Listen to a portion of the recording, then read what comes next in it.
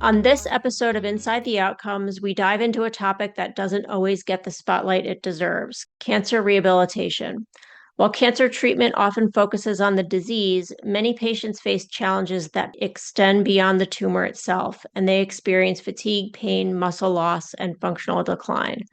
To help us unpack this, I'm joined by two guests: Dr. Sam Shapar, Section Chief of Cancer Rehabilitation at Shirley Ryan Ability Lab, and Dr. Ishan Roy, an attending physician and research scientist at Shirley Ryan Ability Lab. Welcome to the podcast, Doctors Roy and Shapar. Thank you. Thank you.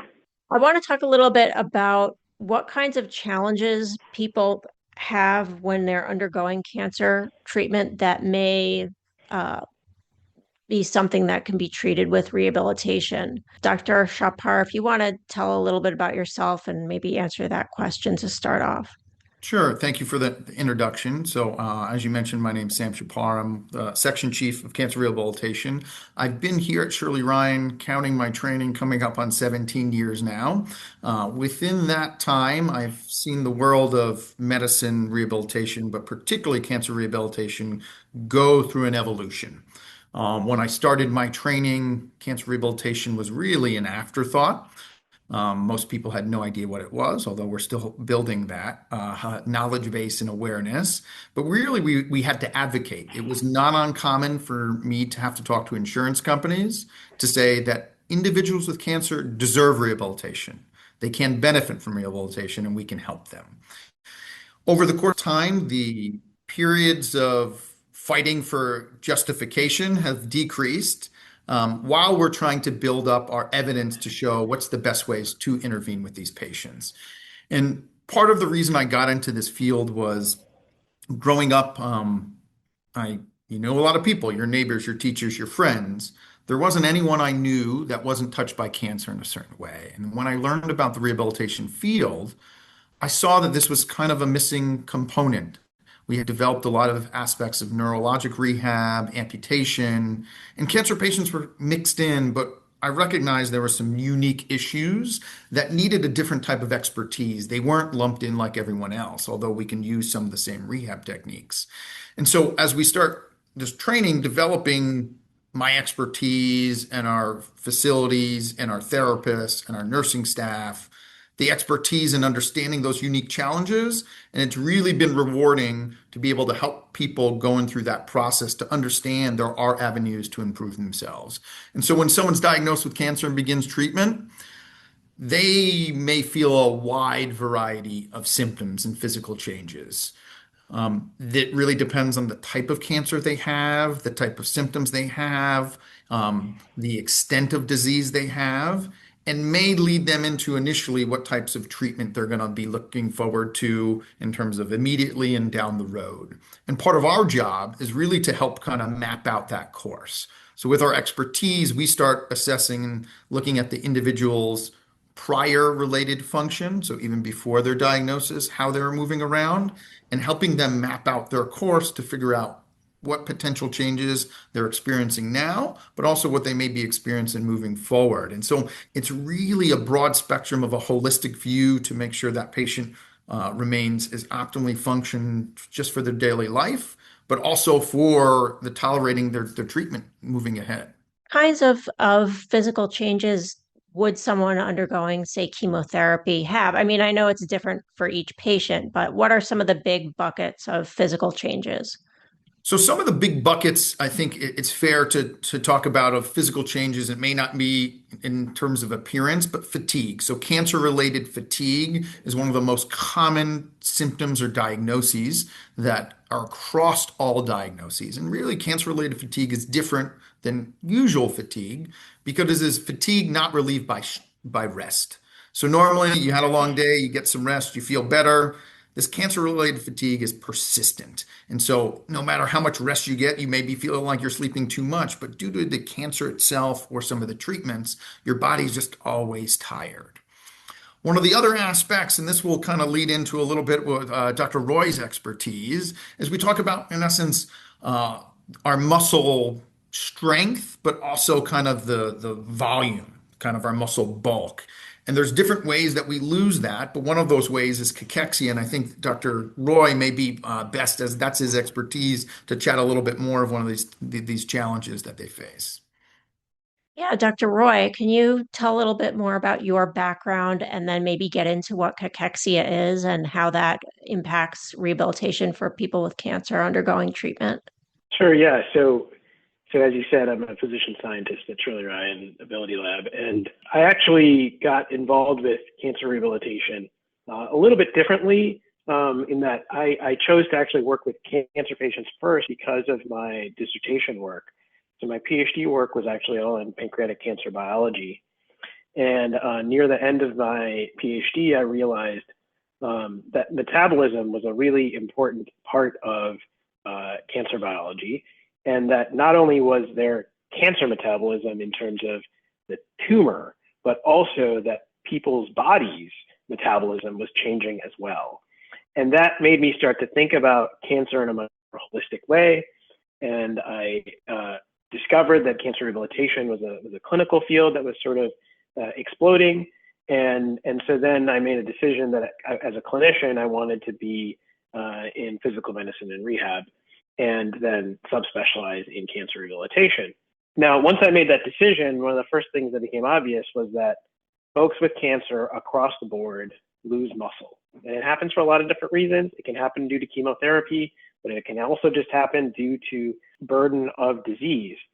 Actually, probably half of all cancer patients at some point during their disease process will experience cachexia. And so cachexia is muscle wasting due to cancer or other chronic disease. We know a little bit about why cachexia happens. Inflammation is a big factor, secondary to the cancer treatments, but there's a lot of research that still needs to be done in terms of understanding this sort of systems level biology in someone who has cancer. In rehabilitation, though, we're really set up to address a lot of the secondary issues that happen due to muscle wasting, like fatigue, like weakness in specific functional tasks. And I think that's still a bit of a missing link at the national and international level, is leveraging cancer rehabilitation clinicians in the process of cachexia. So far, we've kind of touched on fatigue and muscle as issues. The other sort of, I would say, really big bucket that we haven't mentioned yet is neuropathy in terms of things that patients experience during chemotherapy. So how does rehabilitation address these potential outcomes? Yeah, so for my clinic, if someone comes to me having neuropathy or fatigue or muscle wasting, what we're trying to do is understand how that is affecting someone's daily life and how that's affecting how they can function in whatever their particular goals are in their lives. And I think that's a core principle for all rehabilitation clinicians, and that doesn't change in cancer rehabilitation. We then try to understand if there are medical ways, nutritional ways, therapy ways that we can address those impairments that are leading to those functional deficits. Now, that approach becomes unique depending on what type of cancer someone has, what type of treatment they have, what stage of cancer they have, what are their other comorbidities, what's their sort of other social and occupational sort of demands in their lives. And so that's where, being a rehabilitation clinician that can customize the approach for each patient is important. So this is not, I think what cancer rehab clinicians bring to the table is tailoring our multidisciplinary approach to each patient situation. And the expertise comes from knowing and being able to understand what the trajectory for particular patients are under different circumstances. So I think Dr. Roy did a good job of covering how that assessment is relatively standard, meaning we do a global assessment, not just how strong is your arm. We need to figure out that context of what's going on individually with that patient, what makes them unique, and then figuring out the plan that fits their life. You may have two patients with the same diagnosis, they go through the same treatment, but they live different lives and they have different supports. And really try to figure out how you can mold what your recommendations are and the guidance throughout that process. And that's really what patients are looking for. Just over the past week, I saw one patient who loved golf. And so the focus for him was getting better so he can swing a golf club again. I had another patient who was a photographer, and that was her primary career, but something she also enjoyed. The camera was heavy, so we had to talk about ways to approach therapy or bracing or other aspects specific to her. But if she had a different interest or a different profession, we'd have to frame our exercises, our programming, our medications differently for this individual. And so that individualized approach, although there's standards of care that we do for certain diagnoses, certain impairments, really is kind of that key that's going to differentiate whether therapy will work or not. I think we've all heard people that have gone to therapy and say, therapy didn't help. Well, therapy doesn't help if it's not directed in what you're trying to improve and if that is not the right treatment for what's going on. So I think Dr. Roy and I can both say not every patient who comes to us needs therapy. Sometimes they need education, sometimes they need reassurance, sometimes they need guidance, and sometimes they may need therapy down the road. But that's not necessarily our job to just write therapy for these individuals. It's really about kind of giving them kind of the tools and understanding, supporting them on the things they're doing right, and understanding that may just take some time to see the results, and then giving them those tools of how else to supplement or to add or even to change course. When does rehabilitation come into the picture for a patient who is, say, just got their diagnosis, is about to start chemotherapy or treatment next week? Where does the rehabilitation come in, ideally? Yeah, this is the kind of the evolution of cancer rehab. Historically, and still primarily, what happens when people who get to cancer rehab, you're seeing them after the fact. So, meaning after they already have a problem, right? I can't walk, I can't do certain things. So once that happens, they say, okay, well, you need to go and see someone to fix that. And so the ideal component is understanding the individuals or patients or diagnoses that are going to be at higher risk to potentially have issues down the road to get involved early. We have had the opportunity due to our relationships and kind of our presence in the community that individuals do get to us at times early. And we help guide them through. And although we may not do a lot in the beginning, that close monitoring allows us to initiate at the right time. And it may be before their first treatment. So even before you start cancer treatment, we may need to do that. That is a term that's coming about called prehabilitation. So it's prehab, but really it's doing the activity to recover, in essence, even before you get that treatment that may knock you down. And then you kind of dose it out as you feel appropriate. So from our end, I think the earlier the better, because at the minimum, patients with cancer diagnosis need education and guidance. And I don't think a lot of times most oncology centers have that expertise and knowledge from a rehabilitation perspective of how to guide these patients from an individualized perspective moving forward. Yeah, I think we know, a lot of the impairments that we see in individuals with cancer, we know that if they're unaddressed, they lead to bigger picture issues for patients. We know that, for example, if you have cancer cachexia, you're more likely to return to the hospital. If you've been hospitalized already, you're more likely to develop a disability down the road, and you're more likely to have your cancer recur if you are in a surveillance phase. And so I think there's a lot of motivation, because I think oncologists are starting to understand that there are these independent streams that cancer rehab, it needs to be involved. But I think a lot more research still needs to be done to understand the details of those interventions and the timing of those interventions. You talked a little bit about cachexia, and I know that you've got a couple of studies looking at this. Can you talk a little bit about those? Yeah, so, as I kind of alluded to, we think these are independent processes in terms of your actual physiology and biology. And what we don't understand, though, is how to predict, when someone has cachexia, other than by knowing when they had weight loss. So ideally, we would catch someone before they are going to have that weight loss. And then, as we're talking about, provide that prehabilitation intervention to maintain their weight rather than try to recover from a lower standpoint. And so what my lab is really focused on right now is developing what we call biomarkers of disease and biomarkers of cachexia. It's actually pretty hard to do that in people. Most of what we know about the biology of cachexia is from animal models. And the reason it's hard to do that is because it's not that easy to get muscle from a human being. Most of the time, you can only do it when someone has surgery and then you happen to get some muscle tissue from the incision area. But a lot of people are affected in terms of function when they never have surgery or well down the road from when they have surgery.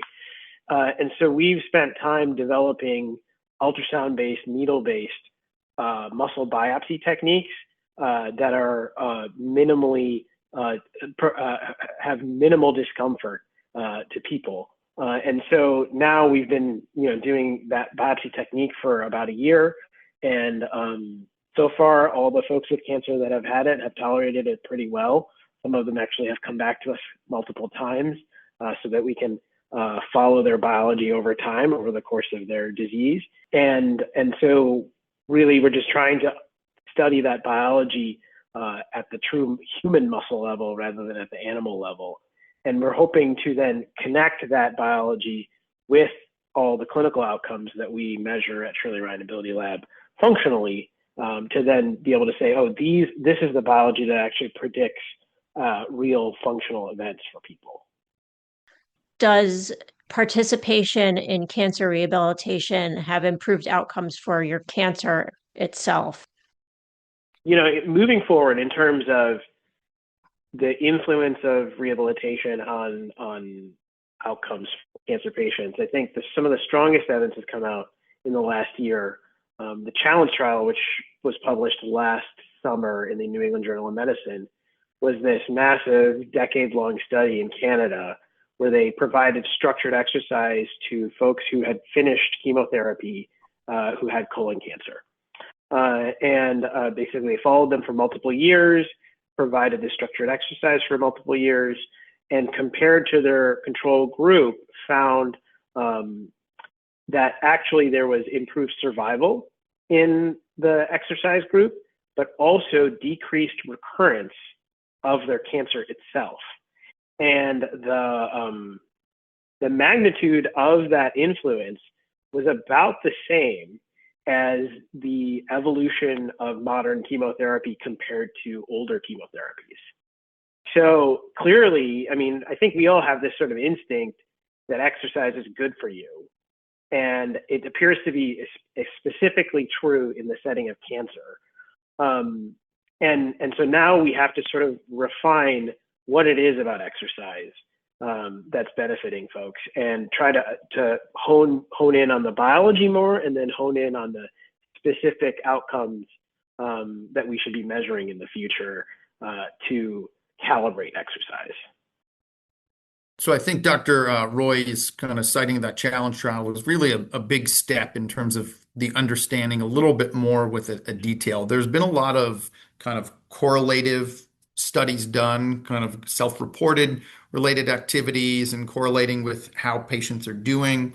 The data is available for breast cancer patients, lung cancer patients, brain tumor patients, that generally the more active they are, the better they do. And sometimes their survival benefit with this correlative data is quite traumatic, as Dr. Roy mentioned, similar or sometimes better than oftentimes chemotherapy. And so I think it makes sense, right? The healthier our body is, the better it's going to be able to manage the diseases and the challenges that come through, and whether that's treatment from the cancer or the cancer itself. Because our body does have an intrinsic mechanism to stop cancer. We develop the clinical diagnosis of cancer once our intrinsic mechanisms have a challenge. So meaning whether one of our genetic issues are broken or there's a mismatch somewhere that causes this cancer to come about. And so really what we want to do is optimize those intrinsic mechanisms to kind of help and then supplement the cancer treatment. And so really that part of what we end up, what we're looking at Dr. Roy's talking about, that looked at colon cancer people actively getting treatment. There is data on helping prevent cancer, but there's hopefully more and more studies coming about that can, show it's not just colon cancer, but other related aspects that come in with exercise. And I think that's a fair kind of shift as we kind of talk about rehabilitation. Exercise and activity is one component, and we've talked a lot about function as another component. In order to get to exercise activity and be social and to maintain those other things, we need to maintain our function. So sometimes it starts as simple as making sure people can do their basic activities of daily living, of dressing and showering and moving around the house and mobility, doing that safe.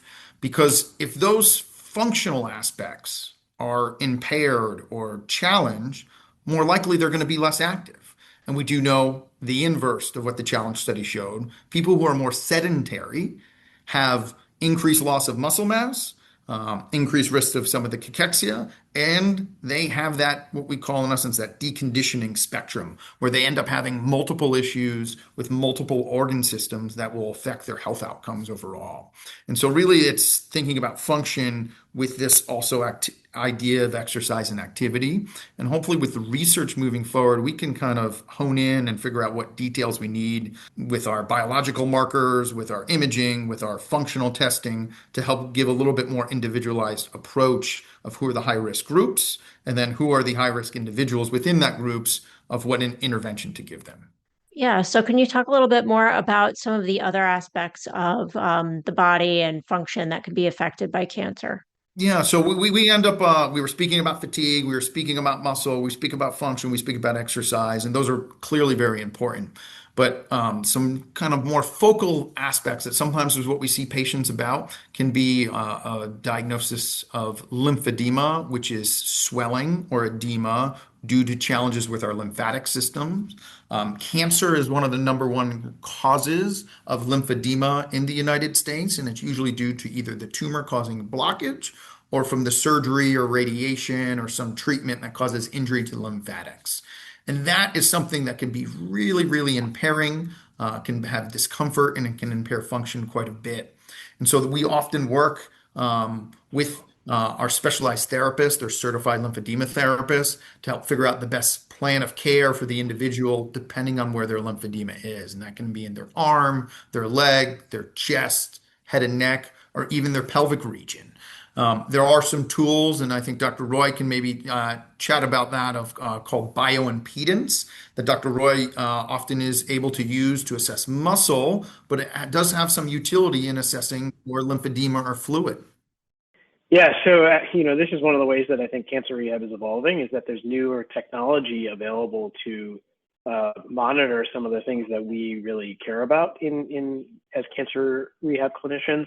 The bioimpedance is essentially this low-level electrical current that you can pass through your body, and then depending on the reactance of that current at different frequencies, you can estimate how much fat is in your body, how much water is in your body, where the water is to some degree, and then subtract by subtraction how much muscle mass you have. And so we use that in our clinic on a daily basis.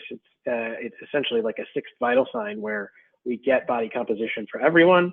And so then we know how much muscle mass you have. We know if in certain limbs or parts of your body, you might have too much water that's outside of the cells of your body. So that would potentially indicate you have swelling. And so I think what I'd like to see is the larger sort of cancer rehab field start to adopt these types of tools as screening methods, as sort of more of a concrete way to know when to bring in cancer rehabilitation services. Because, if someone meets a certain muscle threshold on these machines, we know that you're low, that's the perfect time to bring in rehab services. Likewise, these machines are pretty good at detecting swelling in people even before they know what's happening. And again, that would be another opportunity for bringing in lymphedema service, for example. Yeah, so Dr. Roy, as he mentioned, obviously it looks at different aspects, and primarily we're thinking the extremities, and there's also the lower extremities going into the trunk. And so lymphedema is an aspect that sometimes that patients can experience in the pelvic area. But I think one of the things that is often overlooked with this patient population is their bowel function, their bladder function, as well as their sexual function. Cancer patients are no different than any of us. Those are all really important aspects of a lot of people's lives. And I think actually asking the questions about those, you find that many individuals have some dysfunction. yes, the focus is on treating the cancer and living in that life. But if you have bowel or bladder dysfunction or you have sexual dysfunction, that can cause significant challenges in your life with your personal relationships, how you feel about yourself, your ability to even function throughout society. And when I say bowel and bladder dysfunction, that may be difficulties getting your, working with your bladder of, retaining and holding on to whether it's urine or having a bowel movement, or also leakage. So urinary incontinence of different types. There can also be pain. And so pelvic floor pain and discomfort is not uncommon in men and women related to cancer treatment. And obviously, with their personal relationships, their romantic partners, whether they are partnered or not, it affects a lot of their life. And actually, my experience is when you take that holistic view and you address those, patients are maybe a little hesitant at first because it's not a usual question they get from their doctors, especially when they're coming in for a different type of issue. But really understanding that holistic view and understanding there are interventions. We have pelvic floor therapists. We actually have a physician here, Dr. Sarah Wong, who's a women's health, but really a pelvic health because she sees many men that sometimes we refer to that requires she does a great assessment and can do some procedures to help individuals. And so there is a whole subset of care involved in that I think gets overlooked all the time. You'd be surprised of how many cancer survivors will be like, someone can do something about this. And so it's always eye-opening to us that a lot of these patients are going through life and they're just holding on to the things that are causing challenges in their life, and they don't realize there's something that can be done. And so really opening people up and getting them to the resources is important. So here at Shirley Ryan Ability Lab, what does cancer rehabilitation look like for patients who come to see us here at the hospital? Yeah, so I think, there's a wide spectrum of services that people can engage with. Obviously, if your needs are really acute, then there's inpatient rehabilitation services. And then somewhat next to that, if you still have very intensive outpatient needs that you can, go home every day, there's day rehab, which still allows you to have PT, OT, and speech in a coordinated way. But then beyond outpatient PT, outpatient OT, and outpatient speech, one of the things that we've recognized that there's a sort of more of a community need for exercise beyond rehabilitation services. And what does that mean? Well, not rehabilitation services oftentimes prescribe exercises, but those are towards a specific focal goal. And oftentimes what cancer patients need is just guidance on developing an overall exercise plan. And that doesn't need to be done by a physical therapist, for example. And that's why the whole profession of exercise physiology exists. And so for a while now, we've had the Adaptive Fitness Center, which was originally just downtown, but now exists in multiple of our sites throughout the greater Chicago area. And there, essentially, we have these self-pay services for exercise physiologists where they can measure sort of your cardiovascular health and then design aerobic and strength training programs that kind of meet your needs.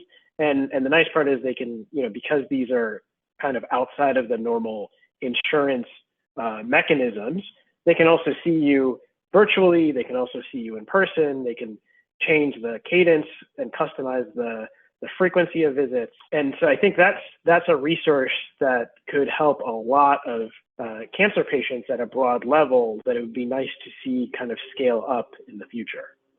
Yeah, and I think one of the key highlights is that this group of exercise physiologists and people that work in the fitness center have an understanding of cancer, have an understanding of disability or individuals with challenges that you may not get in the community if you go to a gym and see a trainer. And so a lot of patients come to me and they say, well, the person I'm seeing hasn't seen what I'm going through before. And so they have a good understanding of the general aspects of anatomy and physiology, but how do you apply it to the individual? That is, I think, what really makes the difference of cancer rehabilitation care, of not necessarily having the basic knowledge, but really having the unique knowledge of what these individuals go through and how to modify your programming and guidance based off what they need. Because your exercise is going to be ongoing past your rehabilitation. Yeah, and it may actually need to be different, right? Someone may have a difficulty walking, so maybe their aerobic exercise needs to be with upper extremity activity or other types of activity to build up aerobic capacity. Or maybe their walking is okay, and to build up strength, they need to approach it in a different way. And so really it's kind of thinking and not just say everyone gets a walking program, right? You have to figure out what their resources are at home, what their resources are, and what they're able to do to figure out that plan. So I want to thank you both for being on the podcast today. Thank you very much. Appreciate the time and the spotlight. Thanks for having us.